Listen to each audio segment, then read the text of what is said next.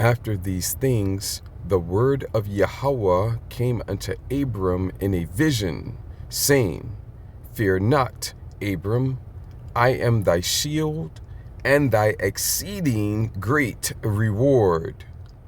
And Abram said, Lord Yahweh, what wilt thou give me, seeing I go childless, and the steward of my house is this Eliezer of Damascus? And Abram said, Behold, to me thou hast given no seed, and lo, one born in my house is mine heir. And behold, the word of Yahweh came unto him, saying, This shall not be thine heir, but he that shall come forth out of thine own bowels shall be thine heir. And he brought him forth abroad, and said, Look now toward heaven, and tell the stars, if thou be able to number them. And he said unto him, So shall thy seed be. And he believed in Yahweh, and he counted it to him for righteousness. And he said unto him, I am Yahweh, that brought thee out of Ur of the Chaldees, to give thee this land to inherit it. And he said, Lord Yahweh, whereby shall I know that I shall inherit it? And he said unto him, Take me an heifer of 3 years old, and a she-goat of 3 years old, and a ram of 3 years old, and a turtle dove, and a young pigeon. And he took unto him all these, and divided them in the midst, and laid each piece one against another. But the birds divided he not. And when the fowls came down upon the carcasses, Abram drove them away. And when the sun was going down, a deep sleep fell upon Abram, and lo, an horror of great darkness fell upon him. And he said unto Abram, Know of a surety that thy seed shall be a stranger in a land that is not theirs, and shall serve them, and they shall afflict them 400 years. And also that nation whom they shall serve will I judge, and afterward shall they come out with great substance. And thou shalt go to thy fathers in peace. Thou shalt be buried in a good old age. But in the 4th generation they shall come hither again, for the iniquity of the Amorites is not yet full. And it came to pass that when the sun went down, and it was dark, behold, a smoking furnace and a burning lamp that passed between those pieces. And the same day Yahweh made a covenant with Abram, saying, Unto thy seed have I given this land, from the river of Egypt unto the great river, the river Euphrates. The Kenites, and the Kenizzites, and the Cadmonites, and the Hittites, and the Perizzites, and the Rephaims, and the Amorites, and the Canaanites, and the Girgashites, and the Jebusites.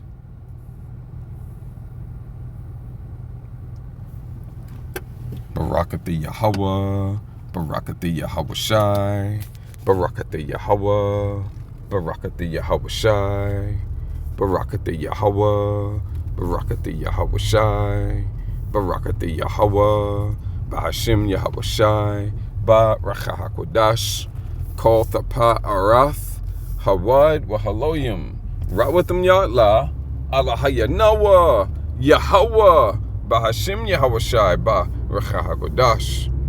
And what I just said in the Lashwan Kodash being the ancient Paleo-Hebrew, or in other words, the true biblical Hebrew for holy tongue or language.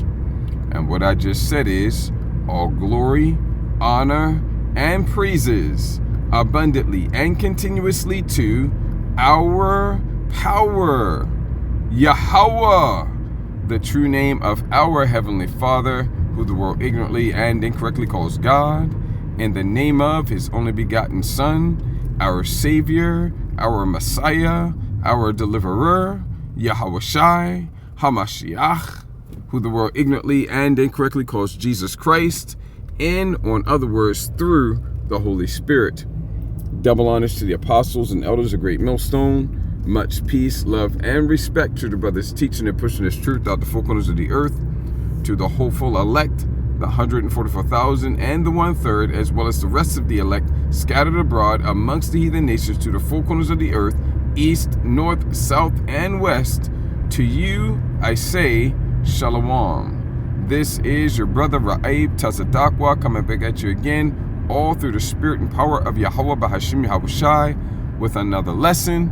Yahweh Ratazah is going to be edifying and encouraging for you, Achim, brothers, and any Achwath, sisters, that may be listening and or watching. Now, the first thing I'm going to say is that this isn't in transit, and I am on the road. So if there's any pauses, hesitations, or delays, as there's almost certainly to be, because of construction, that's on my normal, commute home. Then you know why, right? I'm on the road, and I do appreciate your patience and understanding in that regard. And say Tawada, I say Tawada in advance, the ancient Paleo Hebrew, true biblical Hebrew. Thank you. And even just getting on the road from the last time I did a transit, an in transit a few days ago.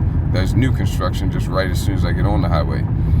So and then there's always heathen that are wanting to kind of ear hustle the lesson, or at least it would seem so, because they come and park in my flank, right? So anyway, I do appreciate your patience and understanding in that regard.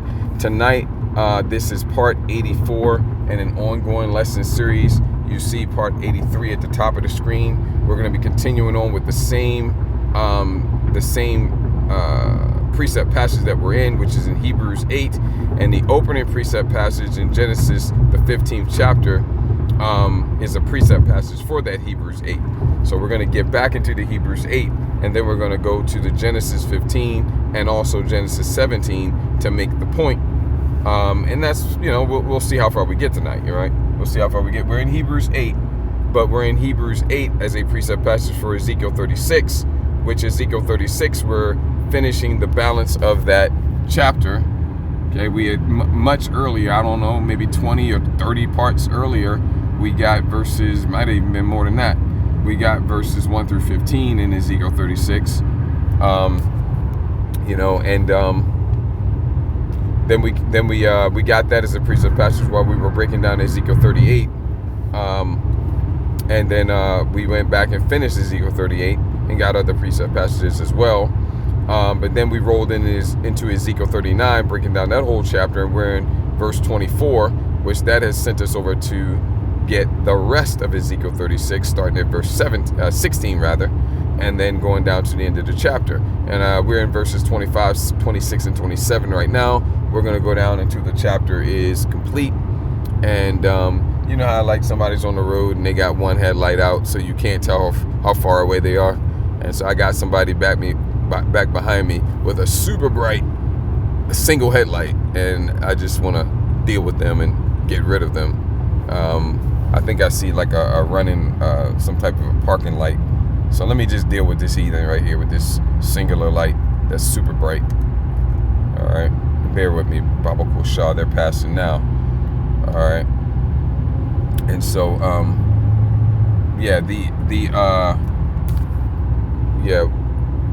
once we got back into Ezekiel 38, we wrapped that up and got into Ezekiel 39, and we're in verse 24 right now, but that has sent us to get the rest of Ezekiel 36, starting at verse 16, and we're down in verses 25, 26, and 27 right now. And we, as a precept passage a little earlier, went up to a little earlier up in 36, the 36th chapter, we went to Deuteronomy 32. Got a pretty good chunk there from 9 to like 25 or 6, I think 6. And then we're back in Ezekiel 36, which has sent us to Hebrews 8, which is where we're at right now. All right, and so let's just, without any further ado, this being in transit, let's just go ahead and jump right back into it. And we're picking up where we left off in part 83, which you see at the top of the screen. And if the Spirit is on you to check out some of these parts and you want to watch some of them in sequence, just keep in mind that the live streams here are also for the past 3 months, these live streams have been also part of this lesson series as well. So you're going to find some of them over here in the live section, but the bulk of them will be in the videos. Okay. So now let's get back into Hebrews 8. Okay. Let's see. No, other way. There we go. And when we came here, we started at verse 6. Did we start at 6? No. Actually, oh yeah, this was the opening precept passage yesterday, and we read the whole thing. We read the whole chapter, right? But then when we came back and got into the lesson, we started at verse 6. Okay. So check out part 83 for verses 6 down through 8. Okay, and we're gonna read it just to kind of re-engage, but I'm gonna try my best not to get into it again, at least not much. But now hath he, Yahweh Shah Mashiach, the only begotten Son of the Most High Yahweh, obtained a more excellent ministry, right? Because he's a priest forever after the order of Melchizedek, not just for 30, 40, 50 years or whatever. He's not limited by a normal human lifespan. Okay, he was dead but now living forevermore. Okay, is risen and living forevermore. So he's a priest forever after the order of Melchizedek, Malach Tazadak, which is himself. Okay, and so by how much also is he, Salakia, by how much also he is the mediator of a better covenant. Yeah, the new covenant is superior to the first covenant. Okay, which was established upon better promises, which are only for Israel. Okay, read Romans the 9th chapter. It's like the 3rd verse or something like that. Okay, if I wasn't going down the road, I'd probably just grab it, but you can read it. Everybody's read Romans, right? But go read it. Okay. For if that first covenant had been faultless, yeah, there was a problem with the first covenant. Yeah, we're just touching on these things. You want more? Check out part 83. There was a problem with the first covenant. There's 3 entities or parties or whatever you want to say that make up the first covenant. Okay, and would be the two people that the covenant, the two parties rather that the covenant is between, and then it'd be the covenant itself. Okay. All right, so for the covenant itself, let's identify that as the law. So you got the law, you got the Most High, and you got us. That's it, right? So there's a fault somewhere. We know it isn't with the Most High. Well, what about the law? Come on, man. Again, Book of Romans, the law is perfect and holy and just. So it's not the law. By process of elimination, the fault has to be with us, and indeed it was. And so we went to Ecclesiastes, not Ecclesiastes, 2nd Ezra, was that the 3rd chapter, where it says, yeah, the Most High left within us the malignant root. He could have took it away if he wanted to. And you can put that again with Romans, where it says the creature was made subject. Made. We didn't choose it. Made. Nobody chooses anything. Made subject to vanity. Not willingly. Okay? If we had a choice, it was up to us, we'd never go off. But the Most High made us go off for his purposes. Okay? To teach us both the left-hand side and the right-hand side. We were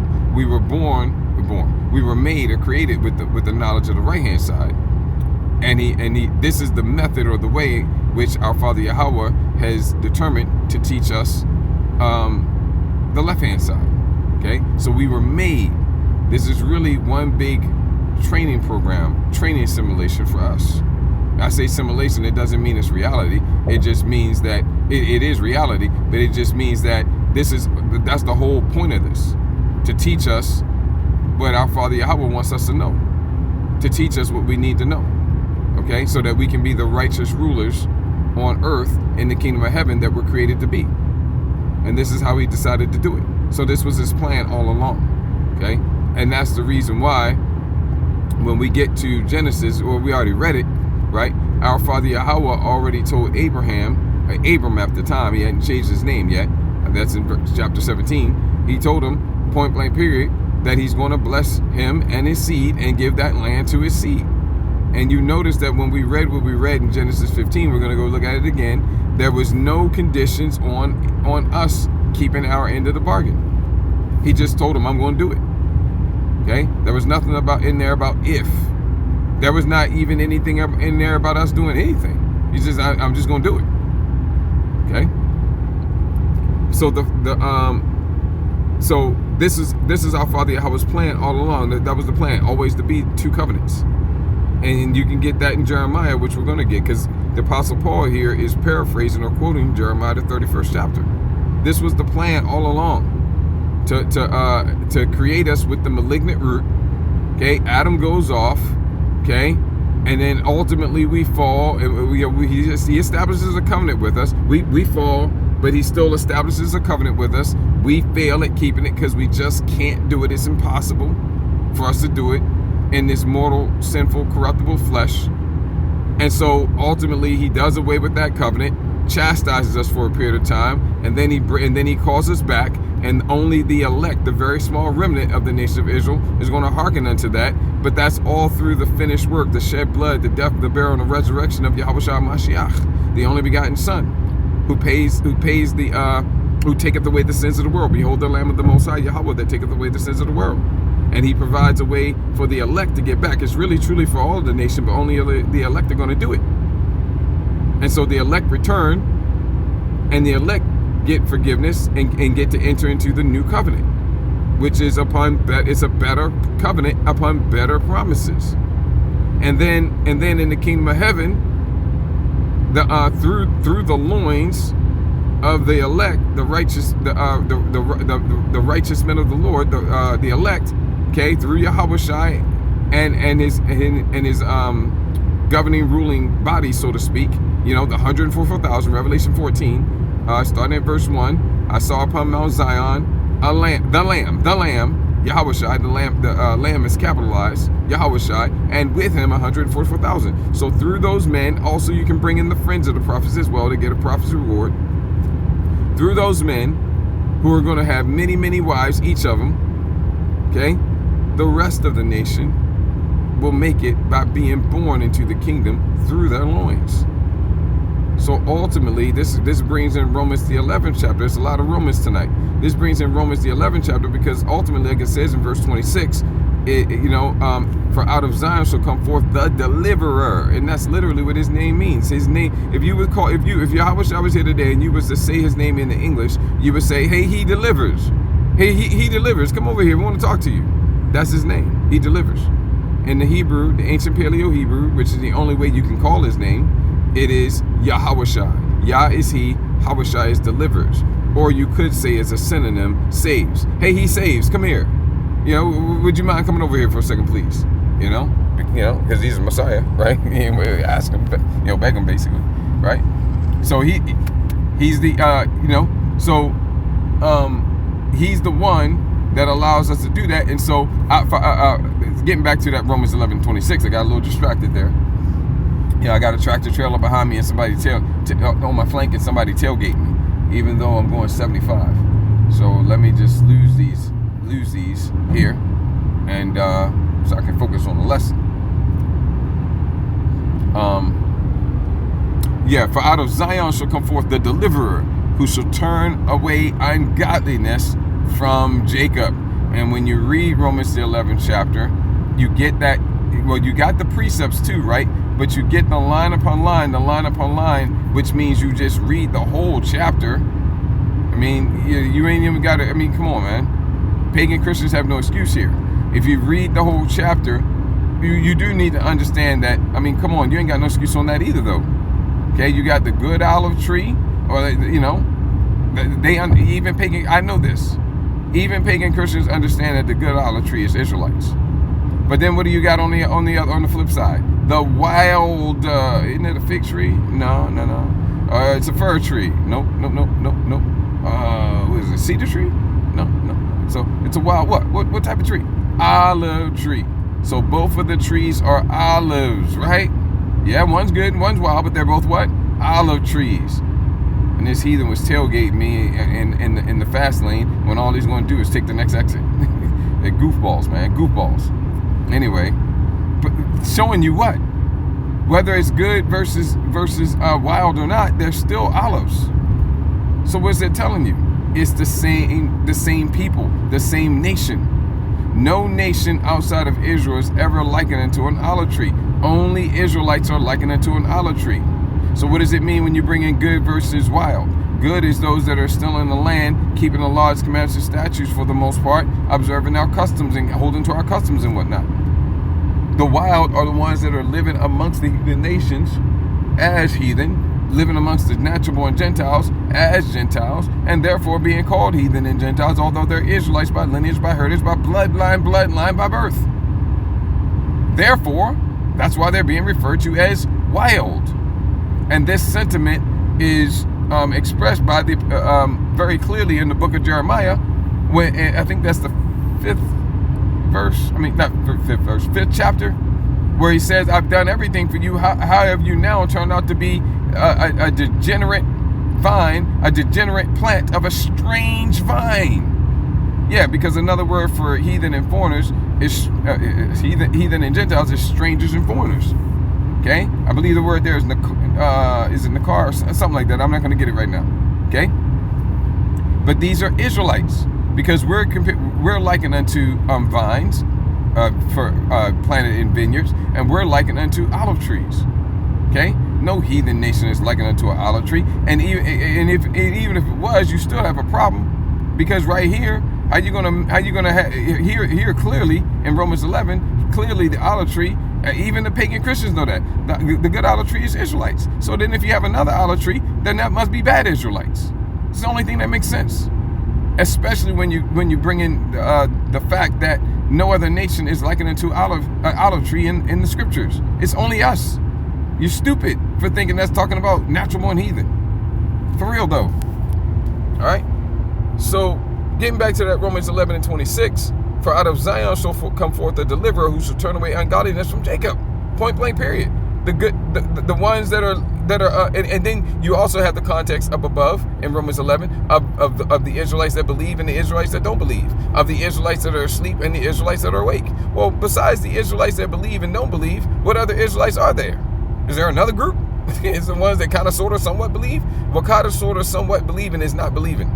No, man. If you got Israelites that believe and don't believe, that's all the Israelites. If you got Israelites that are asleep and that are awake, that's all the Israelites. If you got Israelites that are good olive tree and Israelites that are a wild olive tree, that's all the Israelites. There's no more Israelites left. That's everybody. So then that's the context when you get down to Romans 11 and 26. Out of Zion shall come forth the deliverer, who shall turn away ungodliness from Jacob. Point blank, period. All of them, believing and unbelieving. And how is that going to happen? Because in the kingdom of heaven, those that suffer a gruesome and painful and grievous death because they're unbelieving and they refuse to hearken, they refuse to repent, they're rebellious sons of God and they're hardy daughters of Zion, well, they're still Israelites. And our Father Yahweh promised to give the land to our great forefather Abram, name changed later in chapter 17 to Abraham. He promised to give his seed, point blank, period, no conditions, no qualifications. He didn't say, well, your seed that believes, your seed that's awake, your seed that's good. He just said your seed. And the way he's going to do that is by those that don't do it willingly. He's going to put them to death, and then they're going to be born into the kingdom of heaven as babies through the loins of the very small remnant that does repent. And then that further sentiment, that understanding further is further exclamated. Is that a word we're going to use tonight? It has a great exclamation mark on it when you get to Romans 11 and 29, where it says the gifts and calling. You can also say the promises, which goes into the gifts. The gifts and calling of the Most High are without repentance. Meaning, in other words, the NLT puts it really good. The promises and the blessings, something like that, of the Most High Yahweh can never be, what does it say? Withdrawn. Yep, that's what it says. It can never be withdrawn. What does never mean? Never means never. Even if you want to fuck it up, you still can't. No, I refuse to repent. Okay, squash. Okay, you're dead now. Okay, time to be born into the kingdom and get the blessings anyway. Mandatory blessings. You are the seed of Abraham, and I said I was going to bless the seed. So you don't have a say. Wah! There you go. Now you're immortal. Now you're good. Now you're in the new covenant. You're perfect. and now you're going to be blessed and an immortal God King for all eternity. Well, you're going to be on a lower status compared to those that got it right? But still, far and away, stratospheres upon stratospheres upon stratospheres upon stratospheres upon stratospheres upon I was just throwing a whole bucket of more stratospheres above any natural born heathen, because you're an Israelite. This is the plan, right? Isaiah 46, 8, 9, 10. All right. Hope you understand that. Okay. So the first covenant was faulted. It had a major flaw, and the flaw was us. We had the malignant root. We have these stony hearts. Okay? We're incapable of keeping it. Even when you go to the Jerusalem Council in the book of Acts, the Apostle Peter told them that. If I'm not mistaken, it was either him or the Apostle James. I think it was Apostle Peter. Hey, look, why are you going to put on these Israelite Gentiles, these Gentiles of the Israelite varieties, these Israelites who are being called Gentiles in Asia Minor, where the Apostle Paul, who's the apostle to the Israelites being called Gentiles, Apostle Paul, who is the apostle to the Israelites being called Greeks. Why are you going to put on them this burden that neither we nor our forefathers could keep? We can't do it. We can't keep the law, and you're going to dump it all on them? They've been living like Greeks. They've been living amongst the heathen like heathen for generations now. We can't keep it. How they going to keep it? So look, just tell them to do these 3 or 4 things right here, and if they do that, you're doing a damn fine job. You just do these 4 things. Just 1, 2, 3, 4. That's it. Okay, just start there. And naturally, as they grow in faith and wisdom and knowledge and understanding, well, you're naturally going to keep more of the laws as you grow more and more and more. But just start here, and if you're doing that, you're doing damn fine. Okay, showing you that salvation is not through the deeds of the law. However, we do keep it the best of our ability as led by the Spirit. You'd be foolish not to. Our Father Yahweh said, "If you love me, keep my commandments." Right? But like the Apostle Paul wrote in Galatians, therefore shall no flesh be justified by the deeds of the law. I believe that's in Galatians. Okay. So the problem with the first covenant is us, right? That's the fault. Okay. So our Father Yahweh is telling us here that through Yahushai, He's going to be the mediator. Okay. Moses was the mediator of the first covenant. The second covenant is mediated by Yahushai, and it's a better covenant, established upon better promises. Okay. And so what makes it better is that He's going to fix the problem with the first one, which again, the problem with the first one was us. Okay? The problem with the first one is us. So He's going to fix that. How is He going to do that? Well, we are incapable. We're imperfect. So what do you think He's going to do? Make us perfect. Perfect. Right? We're just like now we can't keep it.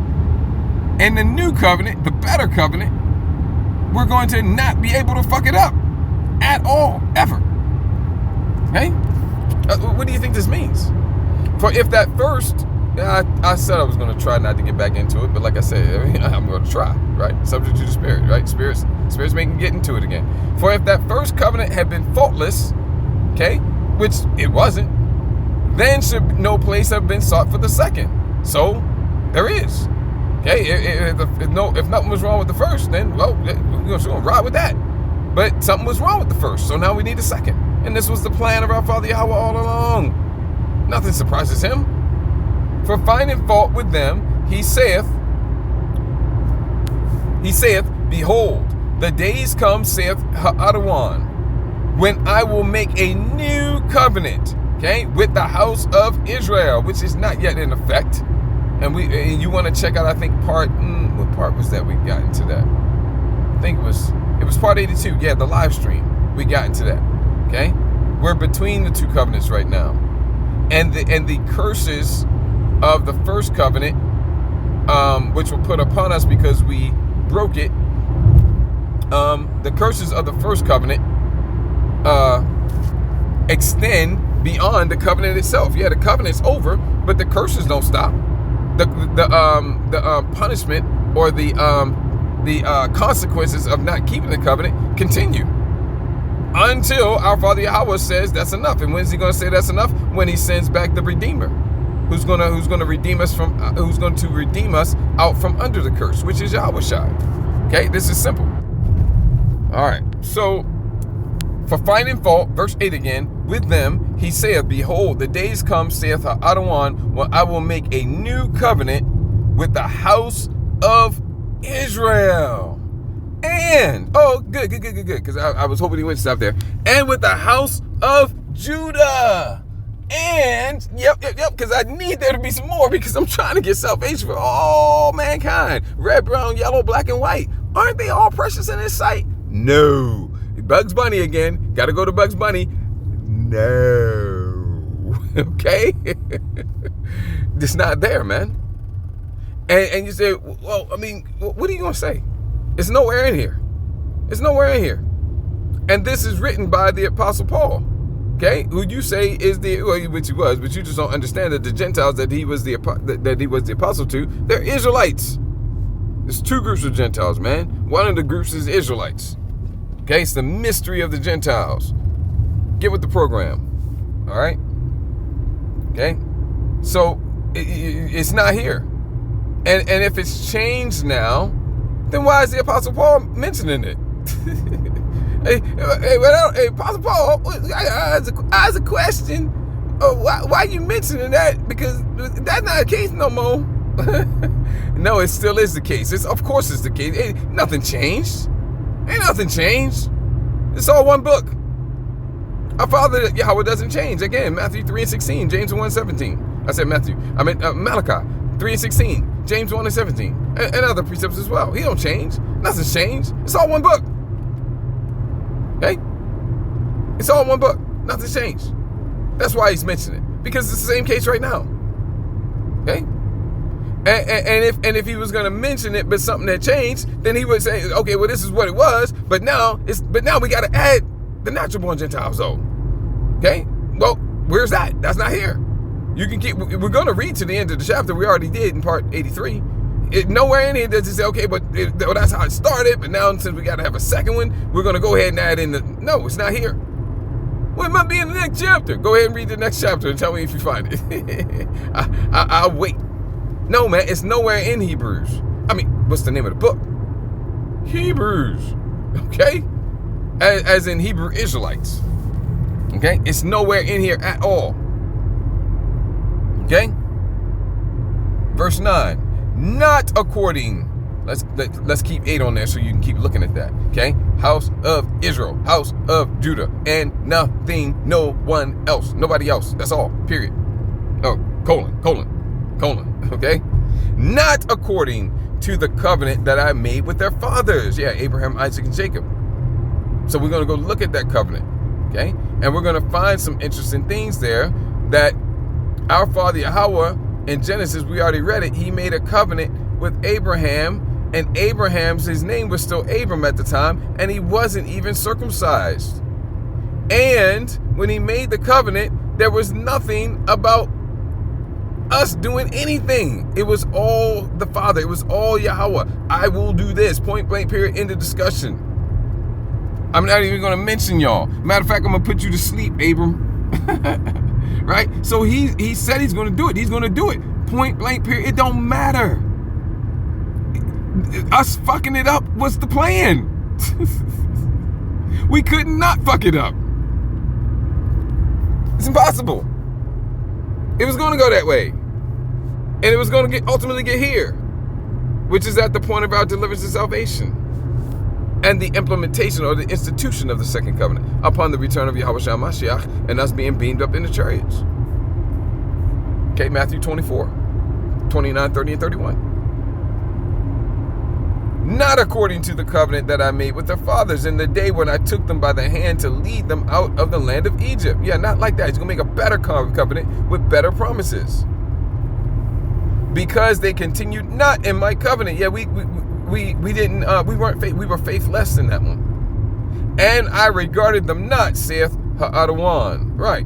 Because when you go to the curses, he tells us right in there in Deuteronomy 28, well, verse 1, that if we do what he says, he's going to bless us. But if we don't do what he says, verse 15, he tells us he's going to curse us, and then he gets into the curses, and the bulk of the chapter is about the curses, and there's a lot of detail in there, because like it says in the 44th and the 45th and the 46th verses of Deuteronomy 28, they're upon us for a sign, and upon our seed forever.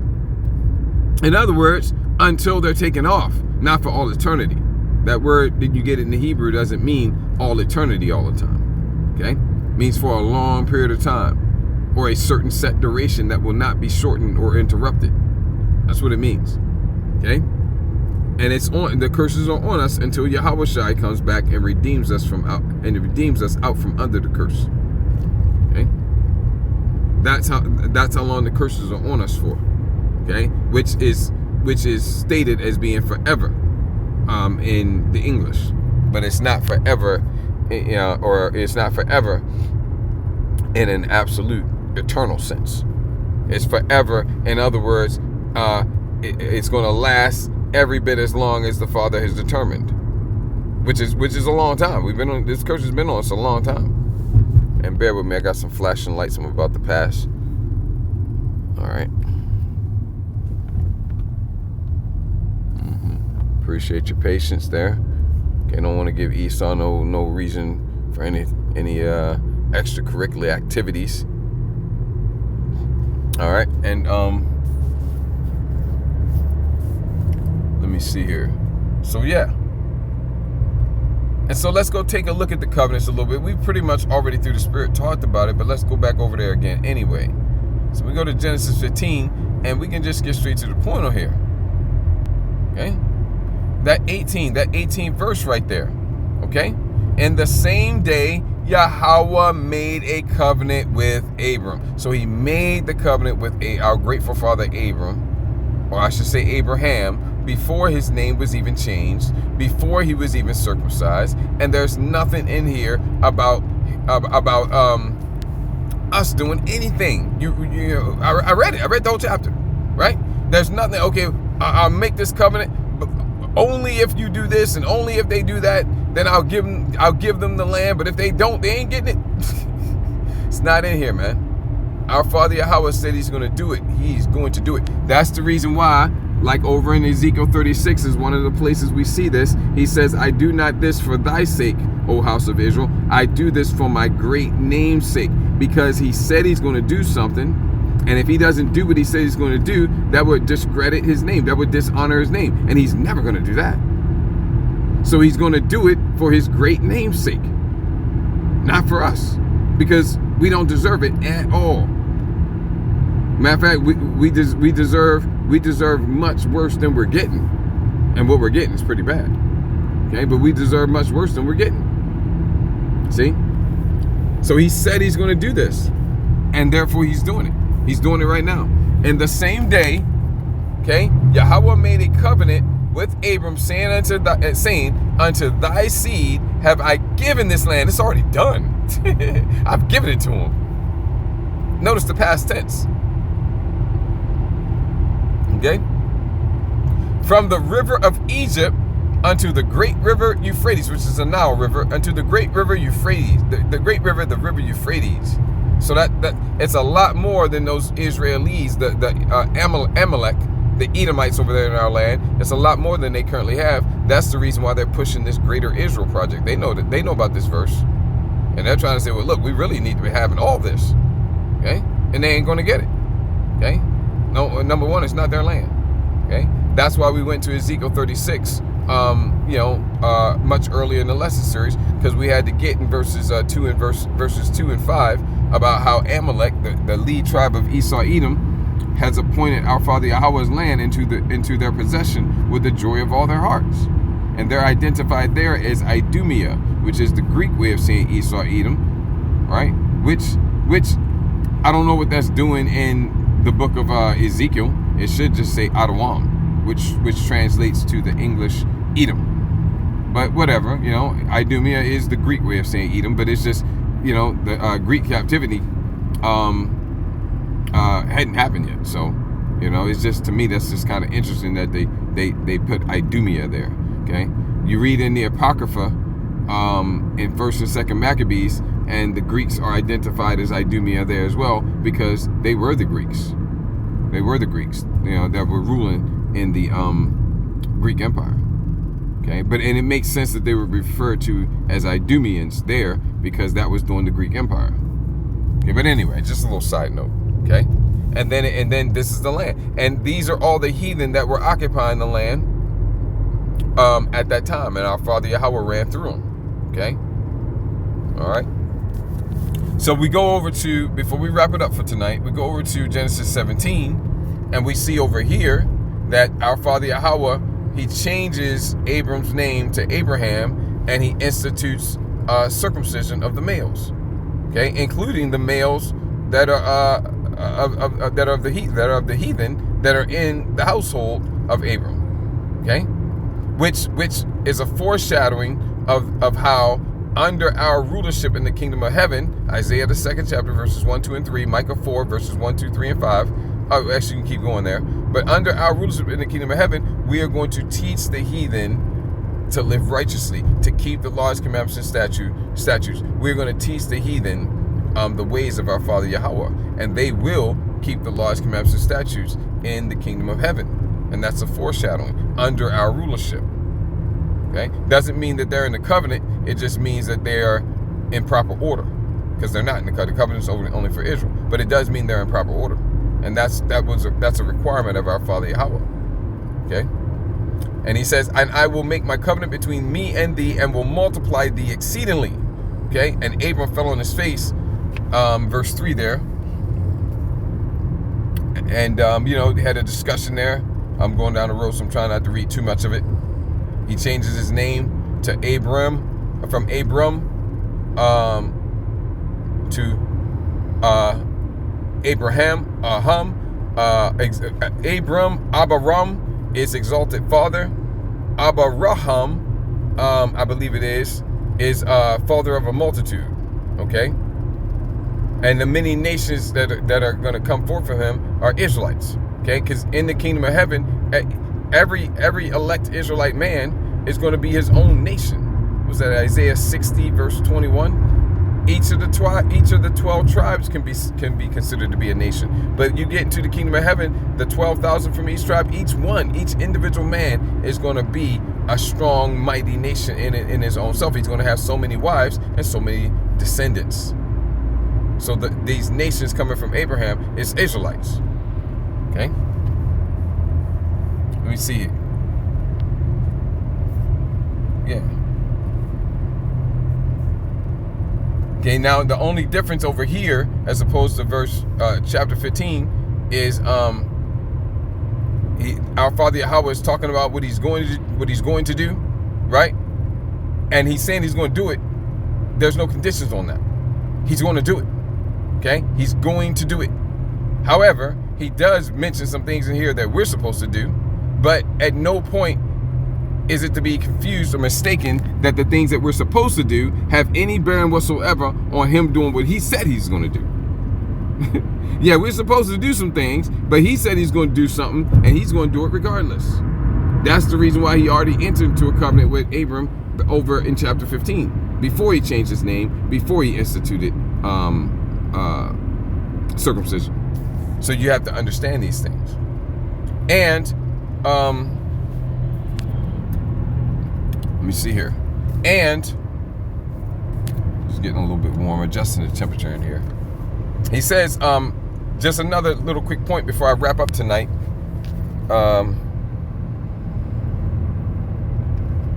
Give me a second here. Yeah, just another little quick point before I wrap up tonight. Oops. Yeah, Salakia. Salakia for me, the land here. Okay. I wanted to point out this 400-year prophecy, right? Because there were those that thought it applied to America, Babylon the Great, but it's not talking about America, Babylon the Great, although you can draw some parallels, okay? Because this is modern-day spiritual Egypt, Revelation 11:8, okay? It was talking about, and everybody should have known this. It's talking about ancient Egypt, okay? me see here. And you see here another interesting thing, while I'm pointing that out, is you see here in verse 8, and I will give unto thee and to thy seed after thee the land wherein thou art a stranger. Okay? All the land of Canaan for an everlasting possession, and I will be their God. Showing you that Israelites can be referred to as strangers. Israelites are referred to sometimes as strangers and foreigners. And along with that, heathen and Gentiles. Okay? Okay, and this is one of the verses that's easy to see that, because everybody understands that this is only talking about Israelites, talking about the descendants of Abraham going to Isaac, going to Jacob, and then the 12 patriarchs. And you see here that they're being called strangers. All right. And then continuing on with the point that I was making, though. Let me see here. Yeah, continuing on with the point that I was making about the 400-year prophecy. Let me see here. I got to find the right place where it is. Or was that over in the other one? The chapter 15. I think that's over in chapter 15. Let's go back over there. Yeah, that's over in chapter 15. Here it is. Yep. And this is another good place. This is even better than that one. And he said unto Abram, know of a surety that thy seed shall be a stranger. Yeah. Your seed, which will be known as the nation of Israel, they're going to be strangers. Yeah, Israelites, strangers. Strangers of the Israelite variety. Again, bulletproof proof. Bulletproof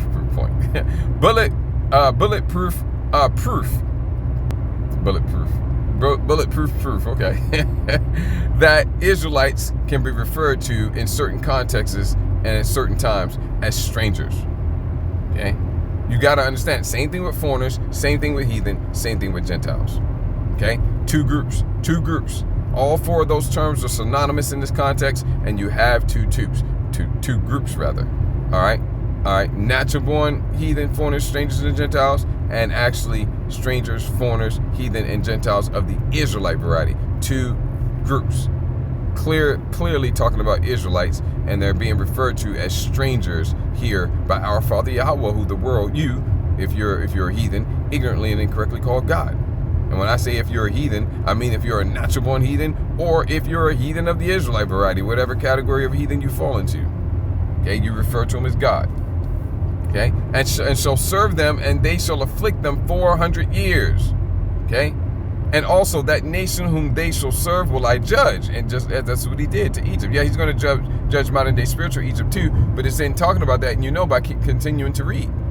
And afterwards shall they come out with great substance. Yeah, that's what happened when we were delivered from ancient Egypt. We spoiled them, and it says borrowed, but by borrowed it means we took their shit.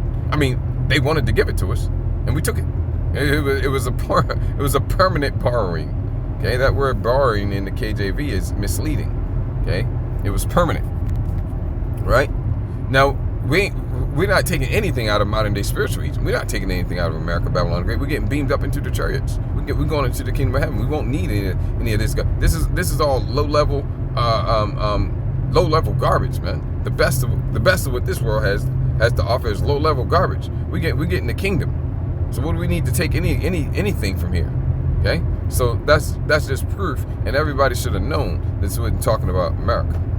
Okay, now like I said, you can draw some parallels though, but everybody should have known. And so that might be it. Let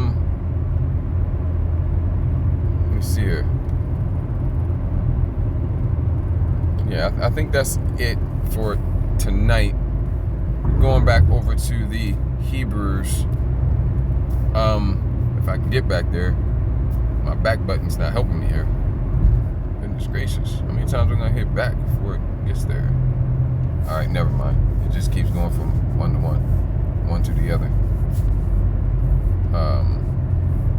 Hebrews, I'm going to wrap it for tonight.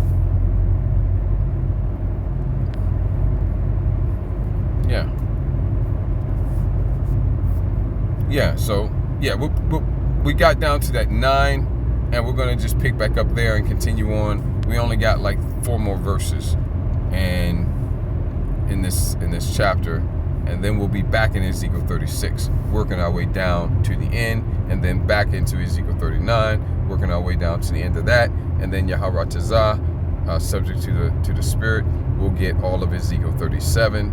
And once we do that, well, we'll see what's next. If the Spirit doesn't give me anything else, then I'll end this lesson series at that point. All right, so Euphrates, this was edifying to the elect. With that, I'm going to go ahead and wrap this up. Before I do, I want to give all glory, honor, and praises to Yahweh, Bahashim, Yahweh Shai, Racha HaKodash, double honors to the apostles and elders of Great Millstone. Much peace, love, and respect to the brothers teaching and pushing this truth out the four corners of the earth. I don't want brothers out, since with edifying and encouraging to you, Achim, and any Achar that may be listening and or watching. Ayashmi Akwana, Azangim Lashemai Shemai. Let him who has ears to hear. Kwam Yasharala, Baba Kosha, Abai Babal Aitha, Wakal Adawam. Shalom Lahabacharim, peace to the elect. Shalom.